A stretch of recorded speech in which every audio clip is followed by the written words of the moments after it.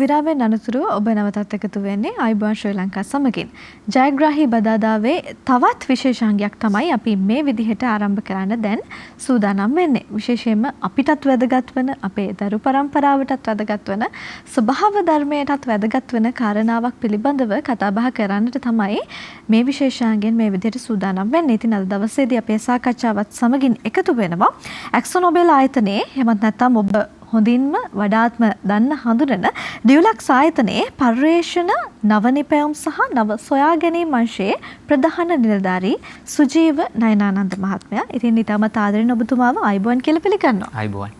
සුජීව මහත්මයා අද ඔක්තෝබර් 1 වෙනිදා ලෝක ළමා දිනයනේ. ඉතින් දරුවන්ටත් වැදගත් වෙන දෙයක් කතා කරන්න ඕනේ කියලා හිතුන නිසාම පළවෙනි ප්‍රශ්නේ මම මේ විදිහට අහන්නම්.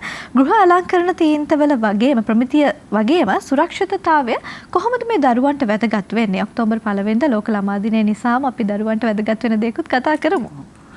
මුලින්ම ස්තුතිවන්ත වෙනවා ඔබ මෙවැනි මාතෘකාවක් සම්බන්ධව සාකච්ඡා කිරීමට ආරාධනා කිරීම ගැන. විශේෂයෙන්ම ගෘහ අලංකරණ තීන්ත කොහොමද දරුවන්ට වැදගත් වෙන්නේ, මොකක්ද ඒකෙන් වෙන්න පුළුවන් හානියක් තියෙනවා නම් ඒ ගැන මොකක්ද කියලා මම කියන්නම්. විශේෂයෙන් දරුවෝ කියන්නේ වැඩි වර්ධන වේගයක් පෙන්වන පිරිසක්. එතකොට ඒගොල්ලන්ගේ අවයව වර්ධන වේගය වැඩි, ඒත් එක්කම ඒගොල්ලන්ගේ ස්නායු පද්ධතියේ සිදුවන වර්ධන වේගය වැඩි. ඉතින් යම් හේකින් අපි නිවස ආලේප කරන්න ගන්න දේවල්, එහෙම නැත්නම් යාළගේ සෙල්ලම් බඩු ආලේප කරන්න ගන්න දේවල්, කුඩා දරුවෙක් නම් තොටිල්ලේ ආලේප කරන්න ගන්න දේවල් වගේ මේ වගේ තියෙන තීන්තවල යම් විදිහක අහිතකර රසායනික ද්‍රව්‍යයක් තිබ්බොත් ඒවාට දරුවන් දක්වන සංවේදීතාවය ඉතා වැඩි. ඒ වගේම ඒ රසායනික සංයෝග හින්දා අපි හිතමු යම් විදිහක විකෘතිතාවයක් හෝ මොකක් හරි ඇති වුණොත් ඒක ප්‍රකාශ වෙන්න තියෙන හැකියාව ඉතා වැඩි. මොකද එයාගේ වර්ධන වේගය වැඩි හින්දා වැඩිහිටියෙකුට වඩා ඉක්මනින් මේක එයාගෙන් ප්‍රකාශයටපත් වෙන දුර්වලතාවය. විශේෂයෙන් තින්ත වගේ දේවල් වල තියෙන මේ heavy metals, එහෙම නැත්නම් බැරලෝහ කියන ඒවා සහ VOC කියන මෙන්න මේ රසායනික ද්‍රව්‍යයන් දෙකෙන් විශේෂයෙන් හානියක් සිද්ධ වෙන්න පුළුවන්. ඒකෙනුත් බැරලෝහ කියන දේවල් සාමාන්‍යයෙන් රුධිරයට අන්තර්ගත වුණොත් විවිධ ආසාත්මිකතාවයන් පෙන්වන්න පුළුවන්. එතකොට VOC වගේ කියන්නේ අපේ පරිසරයට මුදා හැරෙන වායු වර්ග, මේ වායු වර්ග වලින් අපිට සුවසන අපහසුතාවයන් නැති වෙන්න පුළුවන් දරුවන්ගේ. එතකොට ක්‍රියාකාරකම් වල නොසන්සුන්කම් වගේ දේවල් එන්න පුළුවන්. ඉසරදේ වගේ දේවල් අපිට දැනෙන්න පුළුවන්. ඒ වගේම දැන් අපි ගත්තොත් ඔබ දන්නවා හිරෝෂිමා නාගසාකි වගේ ඒවා, චර්නෝබිල් වගේ ඒවාගේ අහිතකර තත්ත්වයන් දරුවන්ගෙන් ප්‍රකාශයටපත් වුණා. ඒ වගේම තමයි මේකෙත්. ඒ වගේම විශේෂයෙන් මේ American society for psychological science කියන ආයතනයෙන් කරපු පර්යේෂණයකදී හොයාගෙන තියෙනවා මේ attention deficit hyperactivity syndrome කියන එක. ඒ කියන්නේ අවධානය අඩු අධික්‍රියාකාරී සහලක්ෂණය කියන රෝගය, ඒක මානසික රෝගයක් දරුවන්ට වැයදෙන. ඒ රෝගයට වෙනත් හේතුනුත් තියෙනවා. නමුත් මේ ලෙඩ්, බැරලෝහය ලෙඩ් කියන එකේ ඍජු බලපෑමක් තියෙනවා. ඒ රෝග ලක්ෂණ පෙන්වන දරුවන්ගේ ලේවල තිබිච්ච ලෙඩ් ප්‍රමාණය එවැනි රෝග ලක්ෂණ නොපෙන්වන දරුවන්ගේ තියෙන එකට වඩා වැඩි කියලා සොයාගෙන තියෙනවා. ඉතින් එකෙන් ඔබට තේරුම් ගන්න පුළුවන් ගේ ඇතුලේ එහෙම නැත්නම් අපි පාවිච්චි ළමයි සෙල්ලම් කරන සෙල්ලම් බඩු වල තියෙන මෙන්න මේ වයින් කොහොමද දරුවෙකුට හානියක් වෙන්නේ කියලා. ඒකට හේතුව විශේෂයෙන් ලදරුවෙක් ගත්තොත් ඔබ අහලා ඇති hand to mouth කියන behavior එක, කියන්නේ අතට අහුවෙච්ච දේ ඊළඟට දාගන්නේ කටට. ඉතින් අන්න ඒ හින්දා මේ වයින් දේවල් වලට දරුවන්ට තියෙන දරුවෝ මේවට නිරාවරණය වෙන්න තියෙන හැකියාව ඉතා වැඩි. බැරලෝහ පිළිබඳව කතා බහ කරපු නිසා සුජීව මහත්මයා අත්තටම බැරලෝහ කියන්නේ මොකක්ද? බැරලෝහ කොහොමද අන්තර්ගත වෙන්නේ තීන්ත වලට? ඒත් එක්කම දැනගන්න කැමතියි මේ ඇක්සොනොබෙල් ඩියුලක්ස් තීන්ත බැරලෝහ වලින් තොරද? ඔව්, අපි ඒ ප්‍රශ්න තුනට මම මෙහෙම උත්තර දෙන්නම්. බැරලෝහ කියන්නේ ලෙඩ්, ක්‍රෝමියම්, මර්කරි, එහෙම නැත්නම් අපි කියනවා රසදිය, ක්‍රෝම් වගේ, නිකල් වගේ මෙන්න මේ ලෝහ වර්ග වලට. එතකොට මේ ලෝහ වර්ග වල තියෙන ක්‍රියාකාරීත්වයෙන් හින්දා මේවා පුළුවන් අපේ ශරීරයේ තියෙන විවිධ වෙනත් රසායනික සංයෝග වලට ලේසියෙන්ම බැඳෙන්න. ඊළඟට ඔබ අහුවා කොහොමද මේ බැරලෝහ තීන්ත වලට එන්නේ කියලා. ඇත්තටම තීන්ත කියන එකට දිගු ඉතිහාසයක් තියෙනවා. ඉතා ඈත කාලයේ ඉඳලා මේ තීන්ත මිනිස්සු පාවිච්චියට අරන් තියෙනවා. එතකොට ඒ කාලෙත් මිනිස්සු යම් තීන්ත වල තියෙන යම් ගතිගුණ qualities වැඩි කරගන්න මේ බැරලෝහ කියන ඒවා එකක් ඉන්ටෙන්ෂනලි කියන්නේ හිතාමතාම එකතු කරගන්න පුළුවන් මේ බැරලෝහ සහිත රසායනික ද්‍රව්‍ය. ඊළඟට දෙවෙනි එක තමයි අපි මේක තීන්ත හදන්න භාවිතා කරන විවිධ අමුද්‍රව්‍ය ස්වභාව ධර්මයෙන් ලබා ගන්න දේවල් ඒ වගේ කන්ටැමිනන්ට්ස් විදිහට එහෙම නැත්නම් අපද්‍රව්‍ය විදිහටත් මේවා තියෙනවා. එතකොට අපි තින්ත වලට මේක හිතාමතා එකතු කරන්න පුළුවන්. එහෙම නැත්නම් හිතාමතා නැතුව විවිධ අපද්‍රව්‍ය විදිහට තින්ත වලට එන්නත් පුළුවන් මේ බැරලෝහ කියන ඒවා. ඊට පස්සේ ඔබ ඇහුවා මේක ඇක්සොනොබෙල් ආයතනයේ බැරලෝහ වලින් තොරද? ඩියුලක්ස් බැරලෝහ වලින් තොරද කියලා. ඔව්. මොකද අපි පොලිසි එක තමයි zero tolerance for heavy metals කියන එක. ඒ කියන්නේ heavy metals අඩංගු වෙන අමුද්‍රව්‍යයක් intentionally කියන්නේ හිතාමතාම අපේ නිෂ්පාදන වලට ඇතුළත් කිරීම අපිට තහනම්. එකක්. දෙක raw material වලින් මේවා impurities විදිහට එනවා නම් අපි එවැනි raw material භාවිතා කිරීමට අපිට තහනම්. මොකද ඇක්සොනොබෙල් ආයතනය කියන්නේ මල්ටිනේෂනල් කම්පැනි එකක්. නෙදර්ලන්ත සමාගමක්. නෙදර්ලන්තයේ බේස් වෙලා තියෙන්නේ. එතකොට ඒ පොලිසිය එක ලෝකේ රටවල් 150 ගානක විතර මේ කම්පැනි තියෙනවා. මොන රටේ තිබ්බත් අර කියන පොලිසිය එක අදාළ එහෙනම් ලංකාවේ අපිටත් ඒක එහෙමමයි අපිට ඕන විදිහට මේවා වෙනස් කරන්න බෑ. හොඳයි දැන් අපි හොඳින්ම දන්නවානේ ඇක්සොනොබෙල් මේ ඩියුලක්ස් තීන්තවල කිසිදු බැරලෝහයක් අන්තර්ගත වෙන්නේ නැහැ කියන කාරණේ. ඉතින් ඔබට යම් කිසි වැඩිදුර විස්තර කිරීමක් අවශ්‍ය නම් මම සඳහන් කරන්නම් දුරකථන අංකය. මේ දුරකථන අංකයට දුරකථන ඇමතුමක් අරගෙන ඔබගේ තියෙන මේ වැඩිදුර විස්තර වගේම ඔබගේ තියෙන ගැටලු निराකරණය කර ගැනීමේ හැකියාවක් තිබෙනවා. දුරකථන අංකය 0773 956යි 454. මම නැවත වතාවක් සඳහන් කරන්නම් 0773 956යි 454. ඒ තමයි දුරකථන අංකය. ඔබට හැකියාවක් තියෙනවා දුරකථන අංකය ඔස්සේ වැඩිදුර විස්තර දැන කියා ගන්න. සුජීව මහත්මයා දැන් අපි හොඳින්ම දන්නවානේ බැරලෝහ අන්තර්ගත වෙන්නේ නැහැ කියන කාරණේ ඇක්සොනොබෙල් මේ ඩියුලක්ස් තීන්තවල වර්තමානයේ වෙළඳපොලේ තියෙනවා බැරලෝහ අන්තර්ගත තීන්ත. මේවත් එක්ක කරට කර තරඟ කරන්නට මේ තීන්ත වලට හැකියාවක් තියෙනවා වගේම තමයි මේ විශ්වාසය දිනාගෙන තියෙන තීන්ත වර්ගයක් තමයි ඇක්සොනොබෙල් මේ ඩියුලක්ස් තීන්ත කියලා කියන්නේ. මොන වගේ ප්‍රමිතීන්ද අනුගමනය කරන්නේ බැරලෝහ වලින් තොර විශ්වාසවන්ත විදිහට අපේ පාරිභෝගික ජනතාවට තීන්ත නිෂ්පාදනය කිරීමේදී මොන වගේ ප්‍රමිතීන්ද අනුගමනය කරන්නේ? ඔව් ඇත්තටම ඩියුලක්ස් ආයතනය ලංකාවේ අපි දේශීය එහෙම නැත්නම් ලෝකල් ස්ටෑන්ඩඩ්ස් වගේම ඉන්ටර්නැෂනල් එහෙම නැත්නම් ජාත්‍යන්තර ප්‍රමිති උනුත් භාවිතා කරනවා මේ බැරලෝහ සම්බන්ධයෙන්.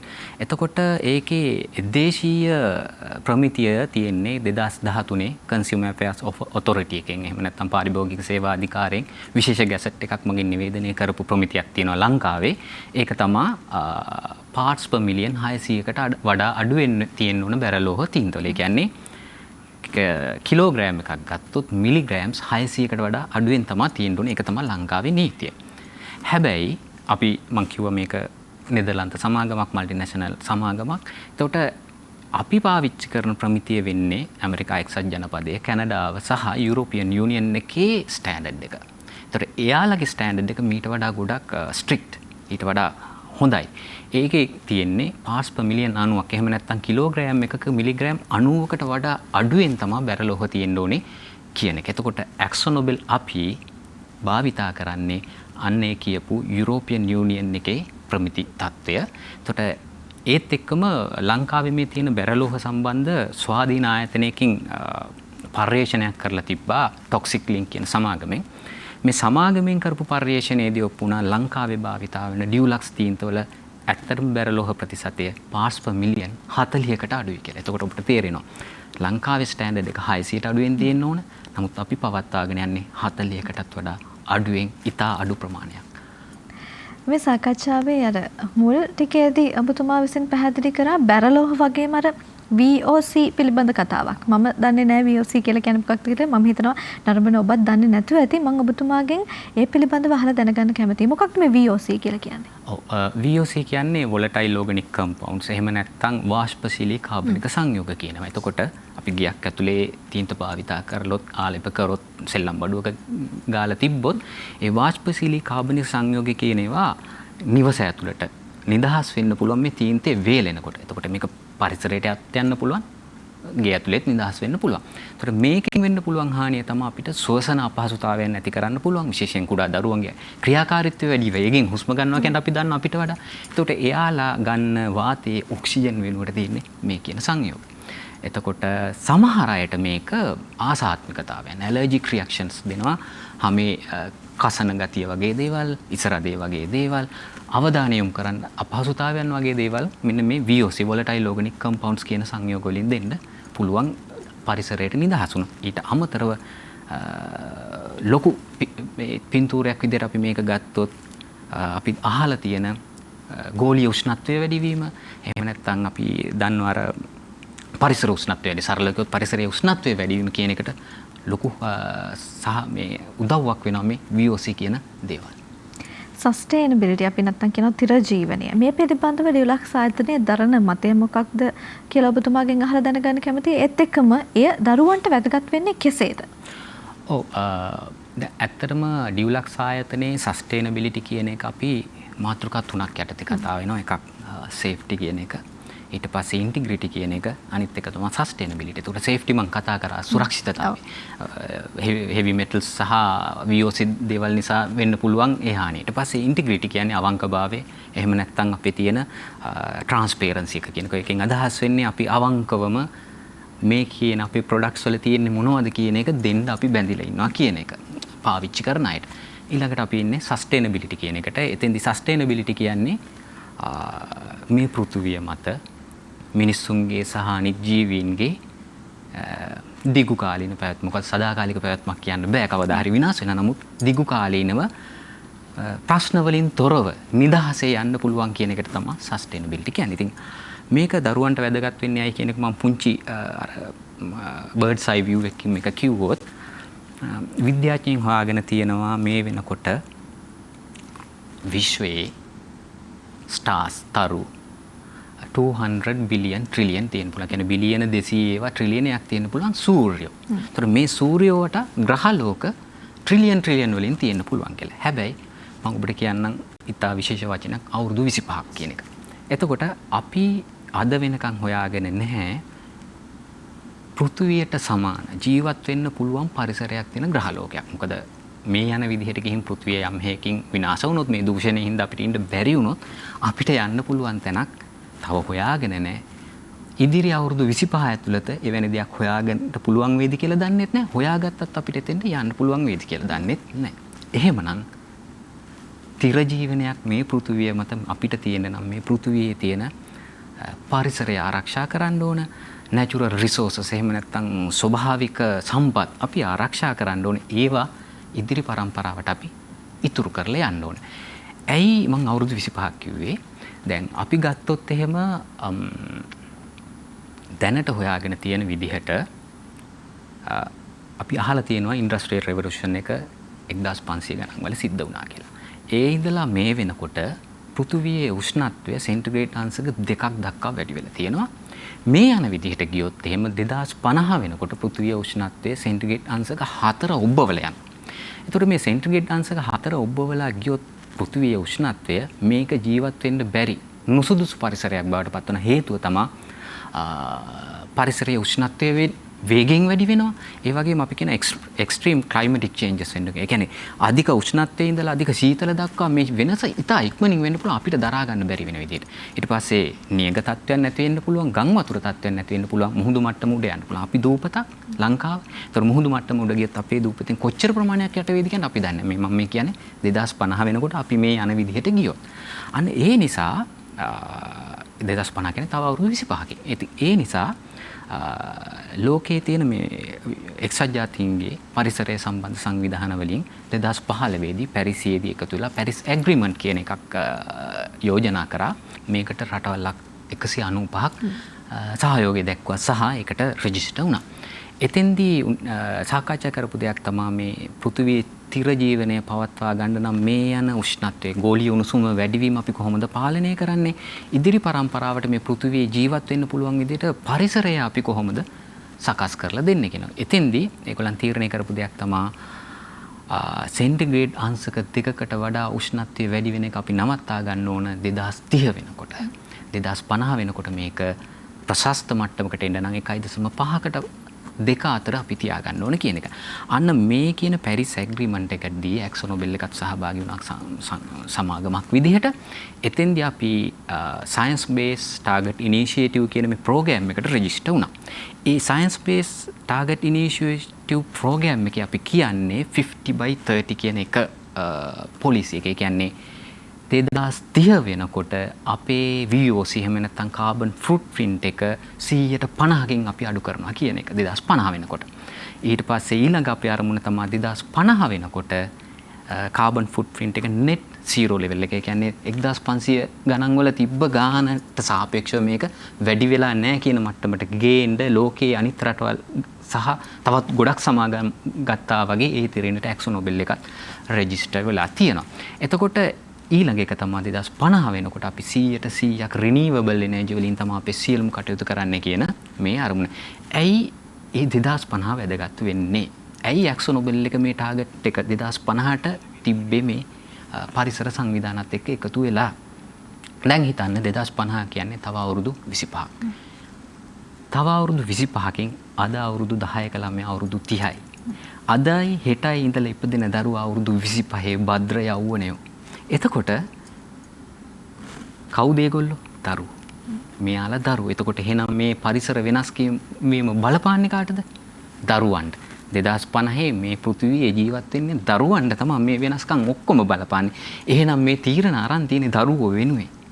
එතකොට අපි දරුවන්ට මේ පරිසරය ඉතුරු කරලා යන්න ඕන. හුස්ම ගන්න වාතය පිරිසිදුව තියලා යන්න ඕනේ. එයාලට අවශ්‍ය වෙන ස්වභාවික අමුද්‍රව්‍ය අපි ඉතුරු කරලා තමයි මේ පෘථිවියෙන් අපි මැරිලා යන්න ඕනේ. ඒ වෙනකොට. ඉතින් අන්නේ ඒ අරමුණට ඇක්සෝ නොබෙල් එක පූර්ණ දායකත්වය ලබා දෙනවා. මේ මෑතකදී පසුගිය අවුරුද්දක් ඇතුළත අපි එක ප්‍රොඩක්ට් එකක් low VOC කියන එක. එහෙම නැත්නම් low VOC කියන එක අදහස් වෙන්නේ volatile organic compounds කිලෝග්‍රෑම් එක ග්‍රෑම් 50ට වඩා අඩුවෙන් තියෙන ලීටර එකට ග්‍රෑම් 50ට වඩා අඩුවෙන් තියෙනවා. 0 VOC කියන්නේ ලීටර එක ග්‍රෑම්ස් 10ට වඩා අඩුවෙන් තියෙනවා. අන්නේ 0 VOC ප්‍රොඩක්ට් එකක් පසුගිය අවුරුද්ද පුරා ලංකාව පුරා අපි පියවරෙන් පියවරට ලොන්ච් කරලා සම්පූර්ණ කරා. ඒ වගේ ලෝකයේ ඇක්සෝ නොබෙල් එකේ අනිත් රටවල් මෙවැනි ඉනිෂියේටිව්ස් අරන් තියෙනවා මේ කියන 2050 වෙනකොට වෙන්න තියෙන මේ කැටස්ට්‍රොෆික් ඉවෙන්ට් එක නවත්තන්න අපි කොහොමද දායකත්වයේ දෙන්නේ කියන එක.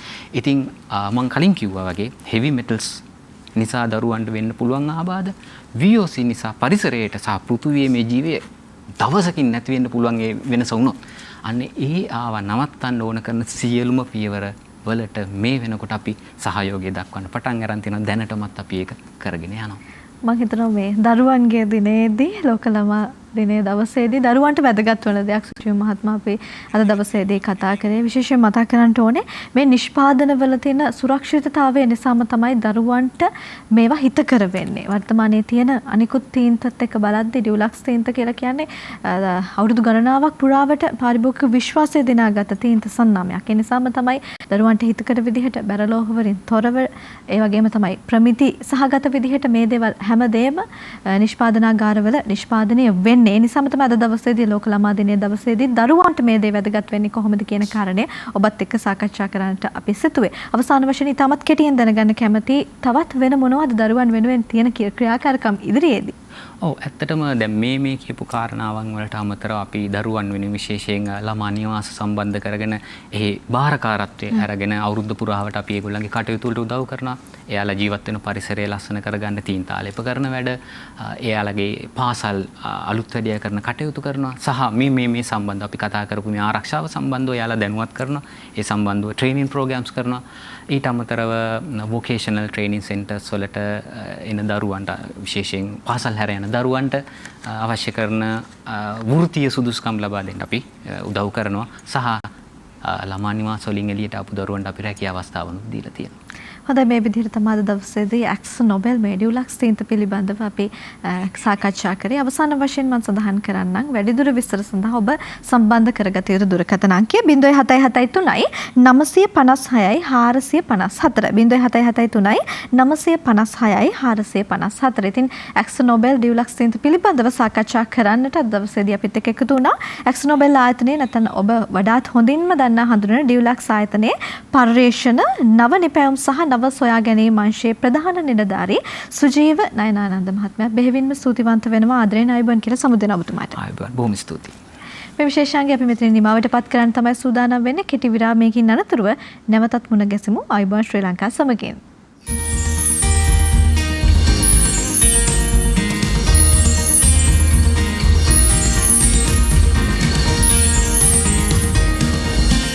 ආයුබෝවන් ශ්‍රී